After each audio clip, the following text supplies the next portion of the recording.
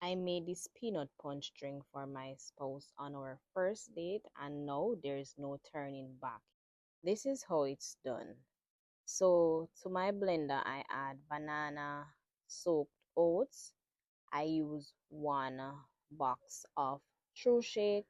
You can use Ensure if you please, or you can also use Supplegen. I also add some milk and 1 cup of raw peanut. I also went ahead and add grated nutmeg, and to sweeten I use milk. Then I blend until it is smooth.